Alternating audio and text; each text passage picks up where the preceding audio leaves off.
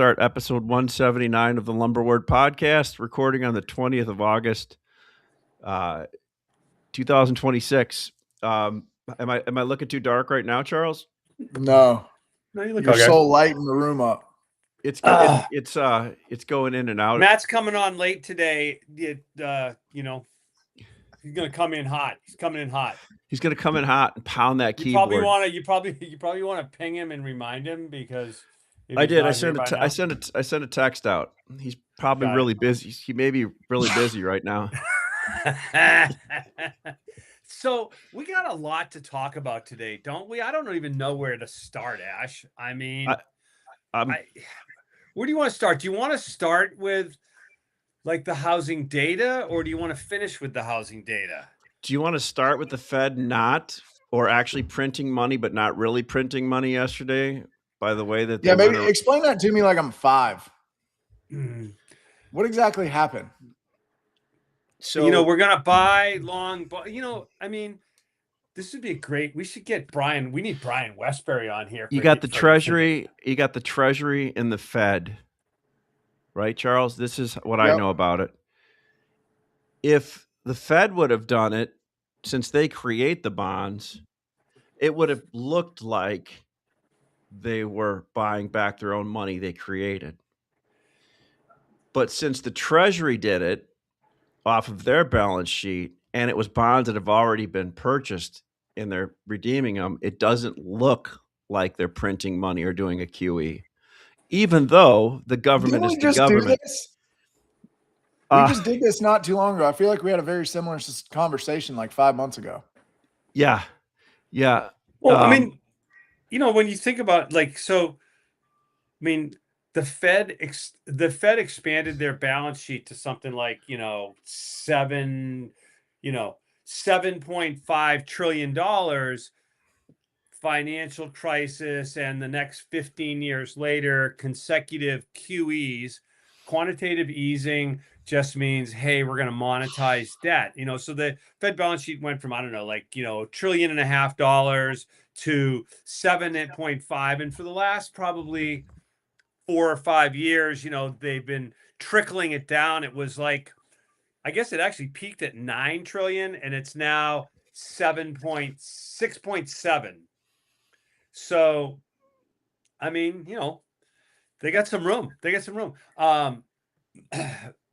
it took us 200 years to get to $1 trillion, and only like 90 days to get to the last trillion, or something like that. No, not that fast. But I mean, and legitimately, I saw national debt it's at 40 trillion, but it's really more of a function as what percentage of it is of GDP, and it is the highest since World War II. So I mean, none of that is good, but nobody really cares until something breaks badly, and what's up, Matt? Matt, we started it while you were getting on there. I think he's still getting his. He's still getting on there. So I mean, I just want to say housing. I mean, there's just no way you can look at the housing data that we've had recently and say anything other than, yeah, that's not that good. I mean, we had the housing starts number.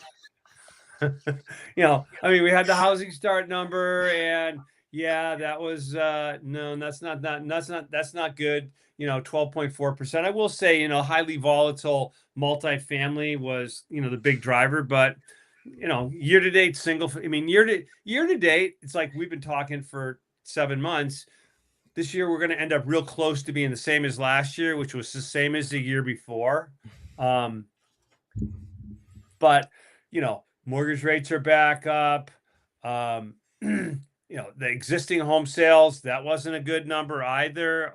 But of course, that's driven by record low supply. So yeah, I'm saying there's no fun in Lumberland. And one of the interesting things, I was reading Brian Westbury's First Trust, the data watch he puts out with July housing starts. And the interesting thing was, and Greg, when we talked about this, the cycle rate. So even houses, is it the completion rate? Yeah, well, you highlighted that how low completions were, and that's a function of, like, if you think about it, during COVID, cycle time increased dramatically. And, I mean, like the big home builders, they went from 105 days of cycle time to 250. So over the last 4 or 5 years, 3 years, 4 years, cycle time has come back down. And like, if you remember, like a few years ago, there was like, housing starts were only 1.4 million, but like houses under construction were like 1.7.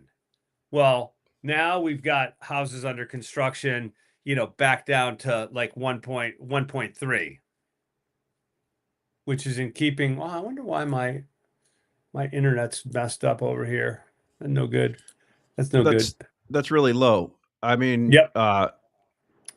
So is this going to be 2008 again when we drop down and go to 400,000 starts?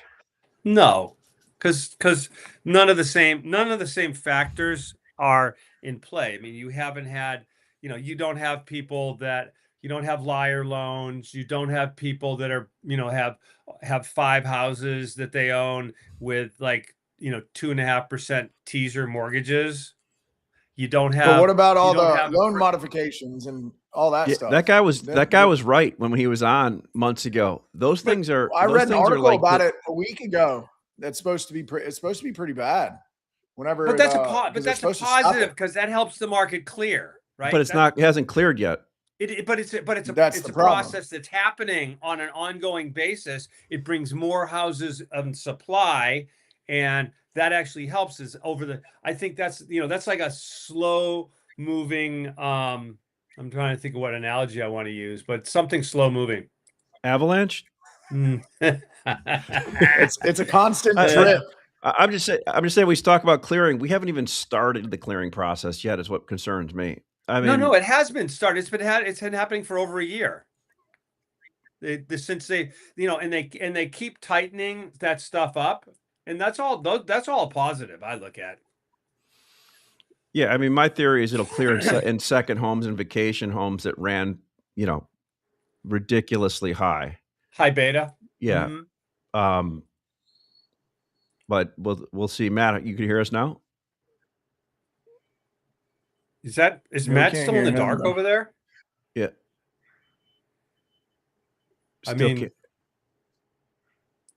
Still can't hear you. He'll test it out again. Well, let me. How about now? Yeah, now I can hear you. Oh. So I just was gonna say, like, this is really boring. Can we just talk about me and how awesome I am? I don't think your sure microphone's on. We had to wait for you to get here for that to happen, Matt. Yeah, you sound like you're in a tin can over there. So Charles, have I lost weight?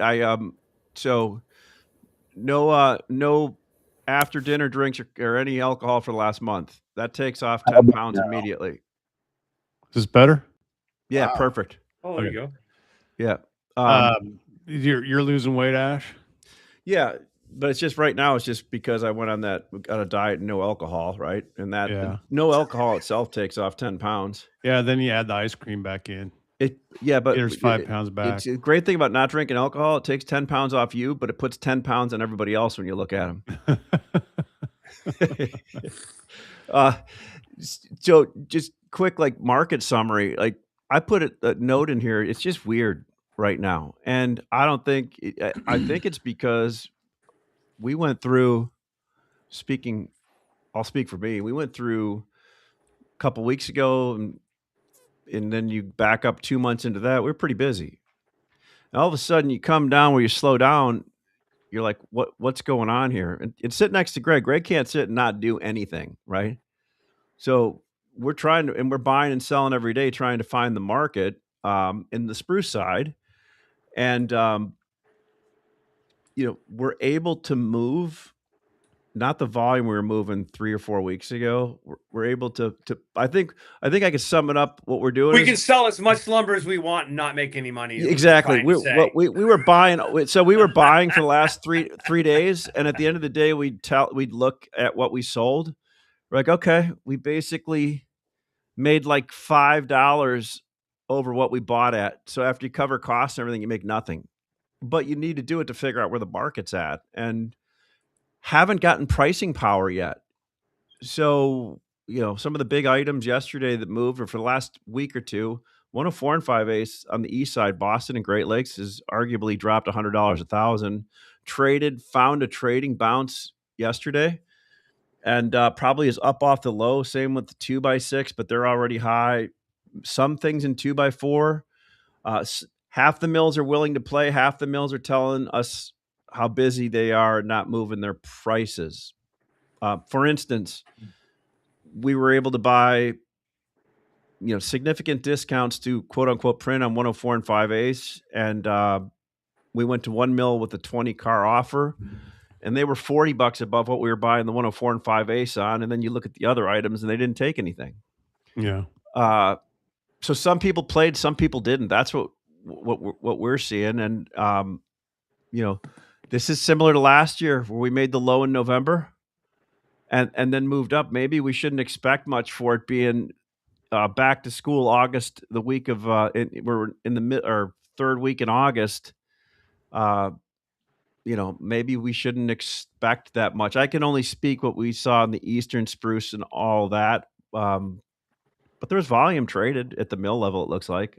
I'm not saying I think you'll see another rally here. I think studs, like you said something about studs, I agree with, because I was out Monday and Tuesday, and then I came back yesterday, kind of wanting to find the market. The tone in the room wasn't all that great, and I'm like, hey, never fear, we'll figure it out, right? So then next thing you know, we're selling a bunch of studs. And then again this morning, we're selling a bunch of studs. So that's kind of been the pattern. Studs rally first, and they come off first, and then dimension sort of follows behind it. So if we see that happening right now in studs, maybe it's a dead cat bounce, maybe it's not. I don't know. I mean, we've only dropped like $100, like you said, Ashley. Where when you get a $100 drop, you'll get a $50 rebound. Is that Hemfer, Dougfir studs you're talking? All of it, all species. So all of our Canadian studs, all of our U.S. studs, we found trading levels on all the 2x4 trims that we wanted to deal with. And what kind of number, like on Hemfer, were like 2x4 92s and 104s delivered Chicago? Just trying to kind of compare it to Eastern. 560 on 92s, 570, 580 on 104s, roughly. I'm just ballparking it. I mean, they're definitely competitive to whatever the Eastern mills are doing, but we're not going to go all the way east. The shorter haul from an Eastern mill, we're not going to get that business. But Western markets, they make sense. Yeah. Did you see, was it more Western market? I mean, because sometimes that stuff does get pretty far east, certainly on 2x4 92s. Mostly staying in the center of the country or west. So there you go. I mean, we're not getting the orders we were getting a month ago when our 2x6 9s and 10s were available and cheaper than what the Eastern mills could do. We're not getting those anymore. So wherever the BN or the UP goes to, that's probably once it starts cooking up to the NS or the CSXT, we're probably not going to be as competitive against the Eastern guys at the moment. This is what, so green looked like it kept its slide, Matt. Has it caught yet? Not really. I mean, it caught 2x4's bottomed out a little bit. I think 2x6 is suspect, but it's cheap. So both 2x4 and 2x6 green Dougfir, there seems to be ample amounts of it available, but it's really cheap right now compared to dry. So, I'm of two mindsets there. Yeah, it could go down a little bit more, but it can't go down a lot more, because if it does, I mean, you're talking ridiculous prices that would be like, multi-year investment levels. So it's already close to bottom. I don't think there's any fear in buying right now. I think guys are just buying what they need. It's the time of year, like Gregg was talking about, where you're not going to get massive amounts of speculation. There is a fall season in front of us, and there's going to be some more framing done and some wrap up projects done between here and the rest of the year. But the general tone of the market, the excitement level of buying extra inventory going in the fall and winter, it's just never there. That's why we have a 30-year seasonal chart that shows, big move up in the first quarter, second quarter, back down to the third quarter, fourth quarter. I mean, you can go to every office I've ever been to has got that random lengths futures chart. that shows the seasonal movements of our industry. Well, guess what? We're in the second half of the year. The rallies will be shorter, and the prices will be generally softer. For most of the rest of the year, we will have some rallies, but sometime in November, December, you're going to want to open up your PO book and load the boat. If next year is going to be like this year, that's what happened last year. So. I mean, that would be the hope, that next year is like this year and how it plays out like this. And we'll get to that next year. I'm just worried about next month. I mean, you guys talking next year stuff. I mean, Charles, help me out here. Tell me, has Pine bottomed out yet? Or, I mean, are we going back to last year's, are we going sub 300 on 2x6s? No, it seems like things are not near as dire as they once were. I'll say that. Some of the numbers that, you could buy 2-3 weeks ago are $40 higher today. Low buy on just use 2x6 12s, 340, 350 mil. They're up to 390, 400, depending on where you need them and how quick you need them. So things have changed, right? I mean, the discounts have dissipated, but now we're back to kind of normalized market. And I think, as we kind of talked all year, I think I mentioned, with the supply that's coming off and some of the additional new supply that came on, and obviously mills that were supposed to not run again that magically appeared having production, 2x6 will probably, I think for the rest of the year, probably trade in the mid 3s, low 4s. And to Matt's point, the rally will be shorter. I think it'll just be more intense. And timing is going to be the name of the game, because I think there's a lot of people that are trying to make up severely for the first 6 months, because usually that rally lasts 90 to 120 days. This year it lasted 180, right? I mean, the last 2 months is really where a lot of things got sideways. 4 inches. What are 2x6 104 and 5/8 pine now, like delivered in Southeast ish? What do you think? Mid. If you're talking, let's say Atlanta, cash probably 530 to 545. North Carolina 580, 590. Virginia, Southern Virginia, Central Virginia, $600, 615. So $200 under spruce. Yeah, basically. Yeah. I mean, we were talking about how overvalued 2x6 is. And Ash and I had this whole conversation about, because we were looking at buying some 2x6 10s, and I'm just going like, I can't pay that. They're just so absolutely. It goes against everything we've ever practiced. And I'm like going like, well, like it just makes no sense at all. It's, you buy a car, it ships the 31st, it gets in mid-September, and your offside's $100, $1,000. Yeah, we sold the truck yesterday at 8. We sold the truck. We sold the truck yesterday at 8:45, picked up in Buffalo. Yeah. God. I mean, and if we had 10 trucks on the ground, I mean, we could sell them all today, but I mean, I don't know that those orders are out there for the end of September. No, probably not. But we were talking just 2x6 in general. And if you remember a year ago, right? 2x6 pine was sub $300. We said load the boat. 2x6 spruce was a big discount to 2x4. And we said, hey, by the first quarter of this year, those prices would be the same. And now we fast forward to today, and we look at 2x6 being what, $100+ premium to 2x4, maybe more, right? Yeah. Mm-hmm. Yeah. And so I'm gonna go George Costanza on you guys and just say, hey, first quarter next year, guess what? 2x4 and 2x6 will be the same price.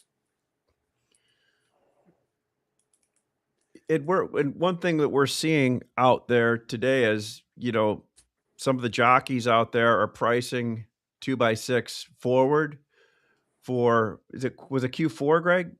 It was Q4. Q4 for $100 under today's cash market.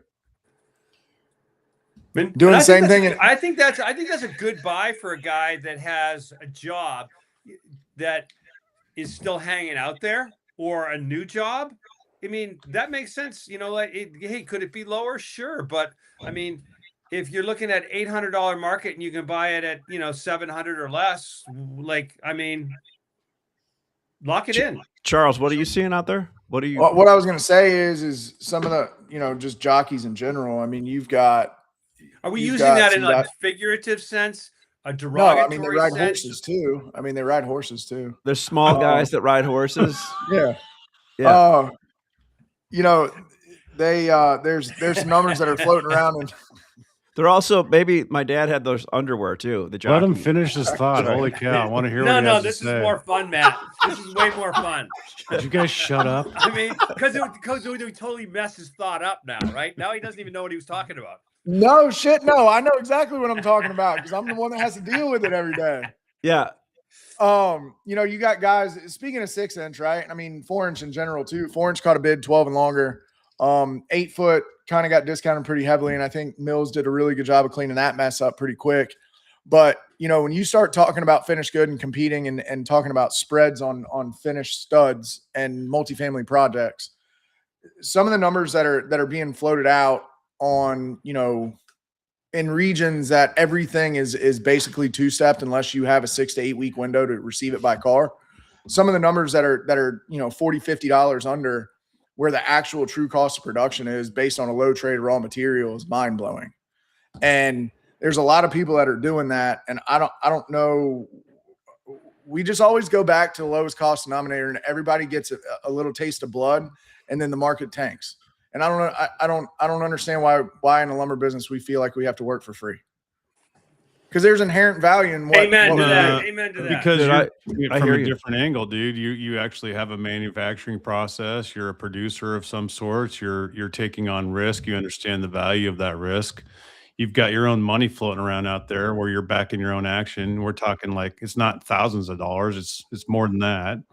You've got to employ people. You're a business owner. I mean, when you operate with your own deck of cards and you've got control over so many different facets of the transaction, you really do understand the value of what you're doing. When you're just pushing paper and you're hoping you win, you don't care.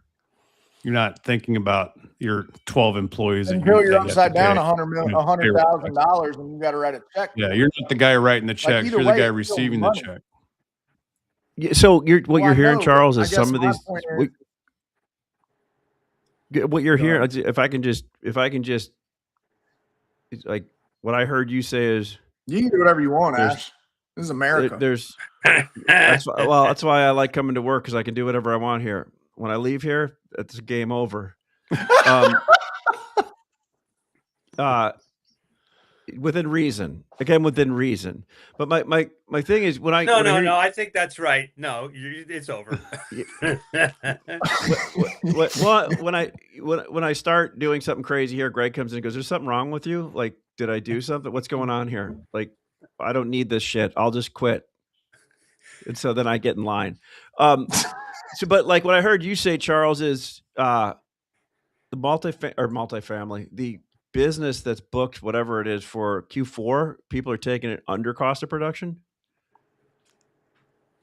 What I'm telling you is that there are guys that went out and sold finished good that go studs, Southern Yellow Pine studs, and going in regions where it inherently has to be two-stepped, or you have a 6 to 8 week window that you can wait on it, right? Because we all know cars are backed up. Yes. You're quoting delivered into northern markets at 50 under, low trade on raw material, basis cost delivered, right? Finished delivered. And So they're shorting the bottom, is to what you're Matt's saying. point, but we do it every time. That's what I don't know. That's what flabbergasts me. We do it every time. And is then there just it's not like that not everybody enough? doesn't understand what happened. There's not enough business out there, and people just want to put marks on the board. I think that your job, whether your name is Charles or Greg or Ashley, is to What about you, Matt? let the other guy. Let me too. I'm speaking from experience here. I'm gonna use my 30 plus years of gained wisdom from making some of these mistakes myself. But your job is to not take those orders, right? You want to avoid those orders. You don't want to sell the bottom. You don't want to ever be selling or buying in a panic, right? So if you find yourself selling or buying in a panic, step away from the desk, go home, kiss your wife, do something else for the day, and then come back and try again the next day, because you're going to regret those decisions at some point in the future. We've all done it. It's human nature. It's Matt. Is it the same thing about like when you want to send when like you're pissed and you want to send that email and you don't send it? Is it the same? Is this the analogy we're using? It's 24-hour rule. Never send the rule. email. Never hit 24-hour send. rule. Send the email to hours. yourself. Never hit send. Delete. Well, Matt, what you're saying is it doesn't matter all the orders that you don't take. It only matters the ones that you do take. I think that's true. And I think that if you look at the market the way I look at the market, you're trying to get the best of all the orders every day, right?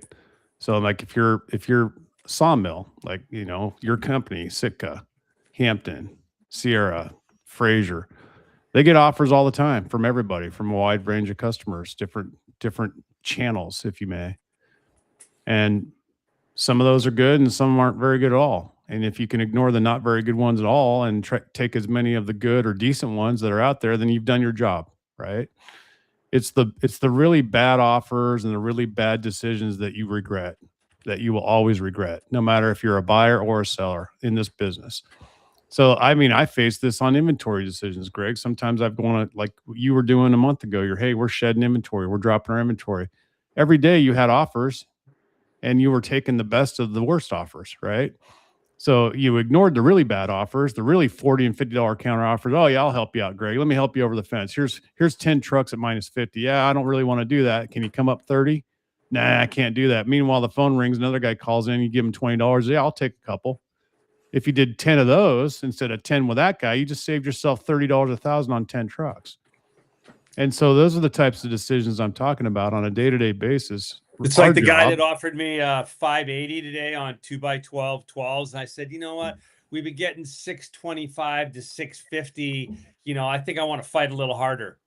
Yeah, I mean, that's appropriate and professional, because at the end of the day, you are providing something to the market. You know, if the guy wants it, needs it, you know, like Ashley taught me this a long time ago. Like on a car of studs, $10 1,000 amounts to like 3 cents a board. You know, and I never really thought of about it that way. Like, oh wow, it's 3 pennies per piece. Wow, that's really a lot. No, it's not. You know how many times I get sold down the river for $0.015? Yeah, I don't know. You know what I'm saying though. I mean, Yeah. like you guys know what I'm saying. Like you can just be busy and be cheap all the time, or you can be strategic about how you want to, you know, do your business. And I think strategery is the way to go. Yeah, and also, I mean, I've been known to be CBB though. I've been known to do that. Ashley, well, that happens once in a while, but if it happens more than once in a while, then. But like we took some business that I consider cheap, but to people that are giving us bids every day, right? Greg, I'm guessing that person that gave you the 2x12 bid doesn't give you bids every day. No. Right? No. So no. and no. you can see that from the number it was, because if they were giving bids every day to us, and same with mills. I mean, somebody asked me today, I'm kind of diverging here, but it gets me into the next conversation. Well, why were you guys buying 20 or 30 cars of 104 and 5/8 yesterday, or 2x4 16s? I'm like, well, you know, because we were out of stock at some of these places. We're a convenience store. You know, if you don't have beer and milk and beer and Zinn, what are you doing? Well, you said to the guy cigarettes, and he was a young guy, and he goes, well, maybe I think that's more Yeah, Zinn. I called that into question. I go, okay, Zinns. Okay. Yeah. Yeah. And it's like, we had to buy 2x4 16s and all that because we did what we said we were going to do, and we liquidated our inventory. And we're comfortable doing it. I mean, does that make sense, Charles, on the Southern Pine side too? I think there's a difference, though. I think you're kind of you're in a situation where you're a hybrid, right? Like there's a strategy to you liquidating your inventory and having to replenish, and the timing of that and execution of that is vital to the success of either side of that, right? Yeah. Versus if you're looking at something, and let's just use, you know, a break-even number. It costs $300 delivered destination A, and you quoted it $270, and you're going to try to finagle $15, $20, $30 out of it to try to make a living. It's a totally different it's a totally different beast. So I think they're, you know, and I guess that's what I'm getting at, right? I mean, you've got a scenario where everybody, you know, the first question Greg asked me, are we going back to 280 on 6-inch? Well, I don't necessarily think so for a lot of the variables that we've discussed today and this year, really. But you know, the other thing is, and Ash, you harp on this and you continue to harp on this, is that the market overall is short. Whether you're in multifamily, you're in retail, you're in industrial packaging, it doesn't matter, right? I mean, your inventory, comparatively speaking, based on your takeaway, is probably lower than it historically has been or is, right?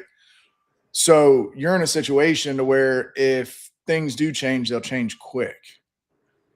And you know, there's probably strategies involved in some of these prices and some of the things we're running up against. I'm sure there is somehow, some way, right? Maybe it's a inventory liquidation scenario, maybe whatever it is, right? But Yeah. you know, I guess I just think there's a difference between being super competitive and being cheap and being busy, but still being able to turn dollars into more dollars or even cents versus just taking a risk to take a risk. Yeah. And I think that's a defining moment. That is a line that delineates kind of what you describe versus what I'm describing. You know what I mean? I do. We're getting deep in the weeds here on philosophy. I mean, you know what? I mean, I just like, I got to take the mask off right now. I mean, it's like, a guy brought up an interesting perspective to me on a conversation I had earlier today when, you know, I guess I was like, yeah, you know, yeah, no, the market's it's so, it's, you know, and he was like looking back at the numbers where we'd gotten to in June and July. And I went, yeah, you know, that's gone by. And he goes, but like, if you really look at the market, and we looked at futures, and I said, if you take out the June, July run, basically futures is, as you know, it's poked down into the 560s and it's poked up into the low 600s. But if I look at January, like the weekly chart, you know what, the average is 585. Where are we today? Oh, 582. I mean, now this is just 2x4, obviously, right? But I mean, talk about a stable market, a market that's like probably a lot closer to equilibrium than anything. I think it is. Then, you know, the other resounding factor is everything other than 9 foot, other than probably 9 foot studs, is overvalued to spruce 2x4s. Everything. Yeah. It significantly. When I pull up the overvalued, undervalued chart against the hedge, everything's red. So what you're really saying is that 2x4 is undervalued. Yeah. Or 2x4 is undervalued. I guess. 2x4 is undervalued, or everything else is overvalued. If I say 2x4, that says the same thing. Would you say 2x4 Southern Pines undervalued?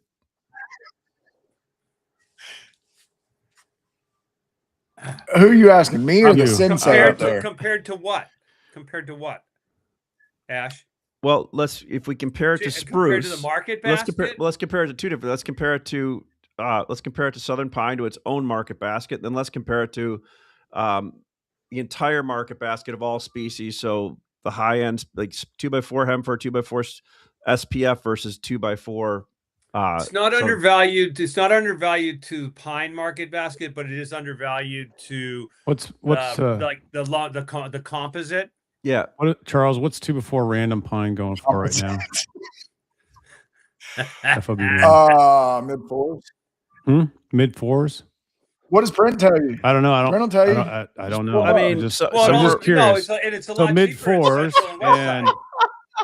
Well, I noticed that's in line with spruce, right? So if spruce is at 5, what are we? 440. Right now? If it's printed at 445, 581. That's about 460, 465 FOB mil for spruce or hemlock. Yeah, but you can't do anything with 4-inch spruce at a mill, though. So I mean, I'm just delivered pricing is the only thing. So relative value FOB mil. We're just working everything back to FOB mil, and then And then I can tell Well, they're you worth the that same 2 then. before number 3 is worth about the same as 2 before number 2 right now in Yeah. the field. And in my career, whenever the price of 2 before standard better or 2 before number 2 got down to the number 3 or utility price, I'd shut my eyes and buy every single stick of 2 and better I could get, and I'd sell every piece of number 3 and utility I could get. So there's your indicator of where we are right now today. 2 before 2 and better, all species, dry, spruce, hem fir, Doug fir, yellow pine are at the number 3 price. So you're saying you can sell number 3 in the low 600s? No, he said random? he would if he could when it gets down there. I can sell it right below this price here that I'm looking at for the September contract. And I have. So I mean, September Chicago. So what is that? That's 605, 615 Texas. A little bit less, but not much. $10 maybe. And then on the good lengths, more than that. Still. I mean, So, what can you do? Charles, What can you do with 12 footers? What are they worth? I just lost an order today at a number you probably wouldn't like, but I mean, does we can talk about that start off with a the 5? Air. Yeah, we can talk about it off the air. Hey, Charles, Why not? Okay. I mean, so everybody gets on my ass I about saw- not divulging enough information. Yeah, you know what? I Talk think about it you're right now. oversharing. I feel like you're oversharing today, Charles, and you know, and I'm a little uncomfortable with it. Well, I feel the same way. hey, I wasn't here last Charles. week. Charles, so I like saw. I oversharing. mean, one of the things is the CME Southern Pine contract had some volume yesterday for its contract, which isn't a lot, and it was up. So, was that at right now? I don't have my CQG open. Where was that? 462. 450 something. I'm guessing that's about. It's 462. Is that about where certain Eastern would be trading at? East side? Yeah, I mean that's a pretty solid composite. Yeah. 8 through 16 number. And is the Central still cheapest? I mean, it might be a little on the high side because I mean your 14s and 16s are about that price mill, and 8 foot. If you look at random links, it's probably pretty damn accurate, honestly. So but cash can tell a different story. One interesting thing I heard here is people have gotten away from the COVID price 30 days, 60 days, and have got a little bit more comfortable taking risk. And I don't think it's just on the jockey level, the jockey short level. I think it's on the retail level and everything. Because we had some people coming in today or this week to buy stuff that they were breaking even on the buy if they're telling us the truth, right? And it doesn't, it happens on all levels. Where is the forward business right now? How much is actually out there? Who's taking it? Because we made a comment 3 or 4 weeks ago on the call, the NOLA call, about all the multifamily business. And Gregg got a call right away from a guy in Texas that says, where is all this business that you're talking about? Because I sell it and I don't see it. Right. And I mean, are you seeing a lot of forward stuff now, Charles, like in the Southeast and Texas market for pine? You're seeing more people actually buying wood because they can buy them at these levels. And I don't know when they sold them, but I'd imagine they're probably prices better than they are now. People got to pick up a lot of slack from what happened the first 6 months. I go back to that. Yeah. Right. So you're going to have some people that are going to say, hey, I've got margin. I'm going to buy 30, 40%, or I'm going to buy the first 3 weeks of it and then see what happens. And if I get into a pickle, I'll buy the back third because I know I have a partner that'll take the risk on the back side and I might have to pay for it, but I can still lock in a positive margin. But it's not huge volume, right? It's 3 of this, 2 of that, 1 of these. Yeah. I think there's more of that than you're seeing, Charles. I think there's a lot of paper sitting on some guy's desk right now that's really profitable, and now they're just going to squeeze out the talking last. about what they're willing to buy. No, I mean I'm talking about what the they're stuff willing to sold give. already. They've already locked in the business, and now there's a ton of now they've got a chance to really make some money. I said that in July. I said that in March, April, May. I know that's true. I'm not guessing. I know that's true. Just across the board, I guess every day. I don't know. Across I'm the sure board? you know that's true, Charles. I'm just saying that for the benefit of the listeners. Greg, you're seeing that because we haven't had any forward business on forever. No. It's out there. But what's interesting is we wrote an order the other day with a customer who covered a job starting in September that was sold back in February. And, you know, kudos to them that they muscled the thing all the way up yeah, and No back doubt. down and covered it. I mean, you know, that was like a 70. the mark to market you know, on that was a big There was P&L. that was like a $75, $80, $1,000 probably offsides at one point, right? Well, they might have turned that inventory 4 times in between and made some money that way too. That's You never true. know, buddy. I don't know. That's where you- Bingo, It's a Matt. direct Bingo. ship to the job. So you know, but yeah, good point. Good they point. may have that's called hedulating. Hedulating, they're really good. I learned that from the best. Yeah, no, that's it. That's interesting. Is it because of what we're selling or what we're offering out, Greg, or just because we're doing so much other stuff that we're not seeing it? I think two things is, I mean, like my customer base that was heavy to spruce has moved so much over to pine that, and you know, and I mean, and candidly, I just don't price it that competitively compared to Charles's point as where that business trades at. Not smart enough, not good enough, and just don't have the time to mess with it. I think that's probably the biggest explanation for it. But the spruce jobs that come up, we get those, Yeah. but most of all the jobs that we've sold have been buy and hold for the longest period of time, not forward jobs. Like I said, right now, Q4, I mean, we're really interested in, the challenge is that the 2x4 nines are a bit of a premium to today's market, while the 2x6 nines are a discount. I mean, you gotta, if you're just 2x4 plate and spruce is at today's market for Q4. I mean, you're looking at basic numbers, just using the futures market as your barometer. I mean, it's not a bad time to at least start the process of buying some of this fourth quarter stuff. I mean, it could go down more for sure, but it's a lot spicier at 580 than it was at 660. And so, And Matt, to your point, sorry, I didn't mean to cut you off. I'm too much of a talker anyways. Please do. I drank a lot of caffeine today. And I actually went to bed early last night. So, that's kind of what we've been preaching too. I mean, take a portion of the risk off the table. Don't buy the whole thing. I mean, as much as I'd want to lock in 100% of your risk, right? But I think we bring more value to the partnership when you're actually honest and you have more credibility. When you say, hey, there might be some volatility in here. And if you have a 3-week, 4-week, 6-week immediate need, why don't we look at that first and then reevaluate when we're delivering that and kind of see where we're at? Or if something crazy happens, we can have a conversation, and that way you're at least averaging back down. Yep. No, it's good policy when you take positions like, let's say you go short the board, let's say, and that starts to win. Okay, like you're hedging your inventory and you've got, 100 contracts sold, and, you see, okay, I can make $30 now. Well, I don't generally do this. I don't go in and buy all 100 contracts back on the same day. I'll buy like a third of them back. And then if it goes lower, I'll buy another third of them back. I mean, I take sort of a calculated approach to it. And the same thing on the long side. If I want to get really long, like let's say it's like last December when I was buying a lot of stuff for inventory. I don't just buy it all 100 cars on one day.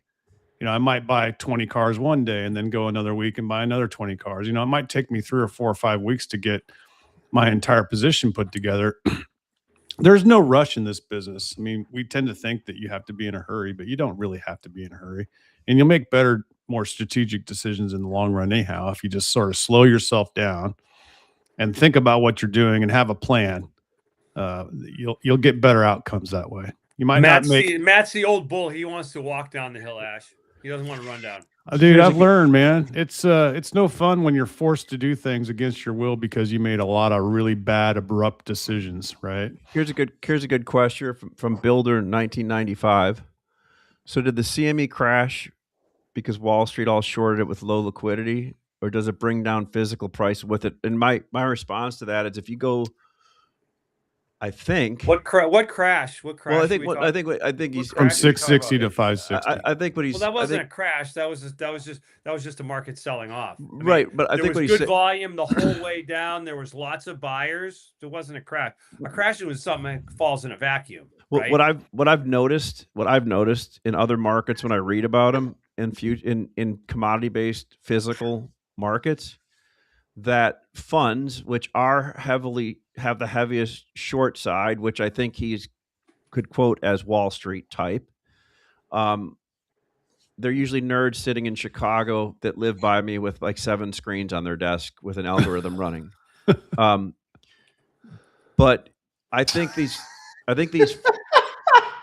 funds No disrespect have a given tendency. there at all. It was God, actually he just laying it all out there. Nerds. said, Huh? no, he said that with a sense of admiration. I felt. No, it is, and I think they give you opportunity both directions, because I Yeah. think when funds press it hard long or press it hard short, they do drive that extra bit down, which they did this time, or extra bit up.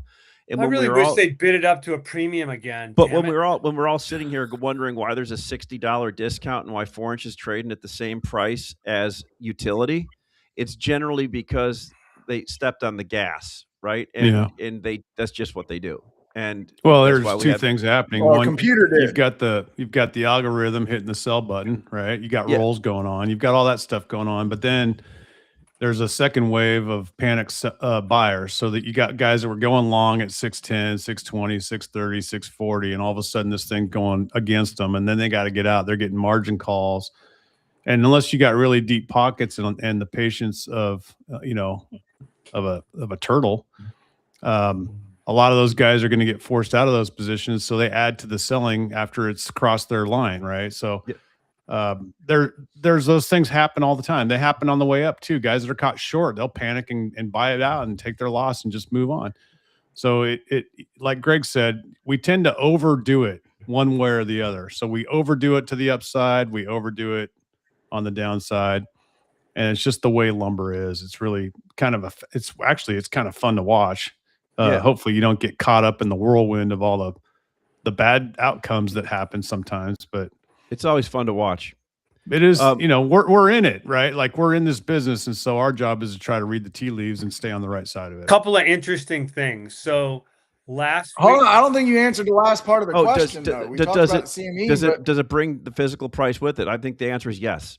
Yeah, it does. I mean, cash Futures will leads eventually. cash. Yep, for Futures sure. always leads cash. Futures sends the trend, right? So Yeah, it does. It does. And Joe, go ahead, Greg. And no, I mean, like I'm back to the whole thing is I mean, that there was no crash. I mean, the market was going down because it was adjusting to where the value was.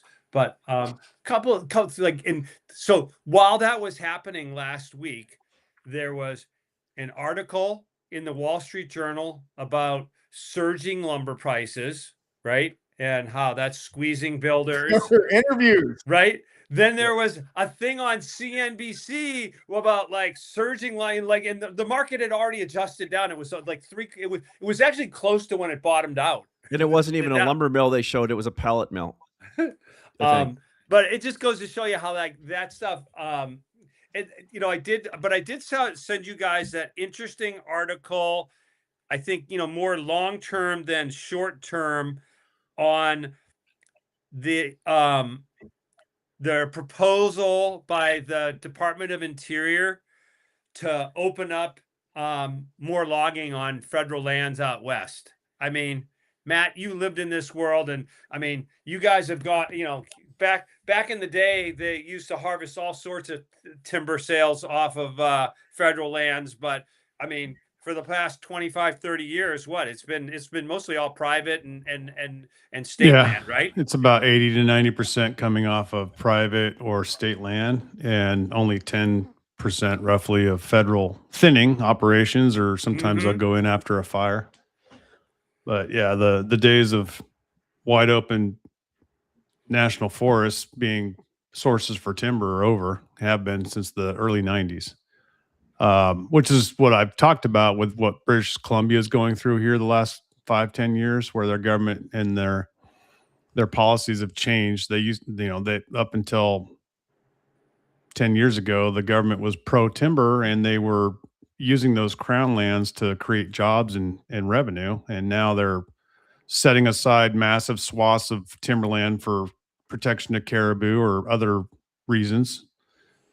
And Well, for so the the timber costs have 395 tripled in BC here over the last, 10, 15 years. So, and for the 395 tribes, with 390 of them being within the last year that have popped up to protect all those also. The bottom line, Greg, if that did happen though, if they figured out how to open up federal logging again, it would benefit the Western sawmills, and it would hurt the big timberland owners a little bit. So the average stumpage would go down. Sure. Right. A little. It wouldn't be tremendous, but it would affect their log price, right?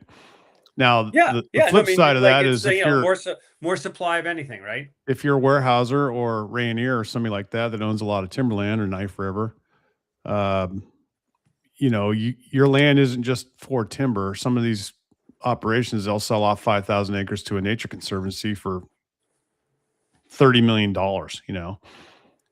or a hunting group. And so the land has value with or without the trees being factored into the equation. So it's the REITs of the country have options now, not just exporting logs or shipping logs to Hampton. Yeah, I look at it. It's basically like for the last, 10 years, it's like 2.8 to 3.2 billion board feet, U.S. Forest Service sales. It's been very, very steady at that level, which, to your point, is reflective of, its thinning operations, et cetera, et cetera. But did I miss a good part? Sorry. No, your turn to give us the good part, Charles. To answer the question? No, just give us a good part for what we should be looking forward to in the next month. An opportunity to hopefully you've taken advantage of some of the pricing, at least in our world, right? And you put yourself in a position where you can capitalize on some of these blips to the upside. And, as far as spruce, I hope y'all keep selling $880 damn 2x6.9s all over the country. I do too. I do too. I mean, all I the would well say, because let we it bought fly. back in. Yeah, we bought back in yesterday. Or you This can buy market- you can buy $860 finger joint nines to Texas. Yeah, I would say this market this year has been a little bit better than I expected. We didn't reach the highs that I expected. I did think that we might I make haven't higher seen 800 numbers. yet. No, we're 800 was we're the not number. getting there. However, it's been a nice extended long upswing through July. It has. So that was, that was nice. And then, and now we're going into the seasonal time of year where things don't do that probably. And at the beginning of the year, I said, I thought the first half of the year would be pretty good. And the second half of the year I had questions about. Well, guess what? My questions are still there. I believe every rally from here on till through December is probably a sell. And I'm going to probably carry less inventory in the second half of the year than I carried in the first half of the year. And my risk tolerance is going to be smaller. And that's just fine. Like, I don't need to be busy all the time, 12 months a year. You can be strategic about how you want to plan things. And I think the best thing to do for all people listening about speculation and trading and managing your business here from September 1st to December 31st is to just go at it with a lot of vigor and a lot of energy, but just have less chips on the table and shrink your risk profile a little bit and let the mills carry the risk a little bit. Matt just made the, that's a perfect world for if you're in distribution, because if all the end users keep their inventories low, they're going to constantly be back, buying to keep the wood flowing in. And I agree with you, Matt. I think that's what we're going to see, particularly, when you look at, the makeup of the big buyers in the market anymore. You can't complain about the structure of the market right now, they manage right? cash flow way more than they manage. Yeah. So these guys, they want the price of lumber. Your service is worth something, Greg. Your service is worth something. I got to tell a guy that right now. Hey, I'm worth something. I am special. Come on. Don't for a dollar and a half, for a penny and a half a piece. Come on. Show me some love. Show me some love. Matt, what are you working on moving down in Texas if people are listening right now? Not really a lot of anything. I had some studs that I wanted to sell. Those got cleaned up yesterday and today. All of them gone. I had a whole bunch of 14s at one point. Remember that? I was talked about it. All gone. Yeah. Sold to the pile bottoms. Got 0 left. Boom. So, my problems are not problems anymore. I'm always going to have an issue moving 2 before number 3, 8s and 10s. That just is a forever issue I can't avoid. So yeah, anyone wants to call me on that, I'm sure I'll get lots of phone calls after this, but yeah, no, I don't really have any problems, Ashley. I've been fortunate, put it that way. Yeah, I should have phrased it differently. I didn't mean problem. Stuff that you're heavy on that you'd like to. What about you? I just don't have a lot of inventory. Yeah. I'm kind of sitting where I want to be for late August. Charles, what about? Yeah, are all the kids back at school now, Matt? Are all your kids back at school? Next week and the week after. Okay. All right. Yeah. Charles, what do you? Well, let me just say what Charles got to move on the ground here. Not a whole lot. I mean, we've got pretty good order files. I just, I want more people to be interested in laying off some risk, because right now, false sense of security is a hell of a thing. 2x4. I don't think people sometimes realize that you do forward pricing and ship all the way on your 2x4, 104 and 5/8 Southern Pine studs and 2x6s, and you make special cuts and deliver all the way up into the Midwest. Yeah, Ohio. We even shipped to Connecticut 2 weeks ago. Fancy. That had to be a nice freight bill. Greg, yeah, it was. I was going to jump in. Like we got we truck of lumber actually. Yeah, I was gonna say we got another vessel land, and it's actually in the Cape right now, and so we got 2x4, 116 and 5/8, 2x6, 116 and 5/8 premium Euro, 2x4 12s, 2 and better. I've got 5 trucks of those I want to move, and 2 trucks of 2x4 12-foot no grade stamp Euro I want to move just to get them gone, and I've been doing a terrible job getting them gone. And shit, what else, Greg? We got sitting around. Got some trucks. I mean, like we'd like to, to Matt and Charles' point. I mean, we've whittled away, a lot of stuff over the last 60, 90 days. We're down to, we got a few more trucks of those 2x12 12s. I mean, beautiful looking fiber, but it's just everybody. All they wanted was the 16s, and left us holding the bag on 12. So I mean, let me know. I am, and I will tell everybody I am in a be cheap, be busy mood today, because I don't know. I'm in that mood. So there you go.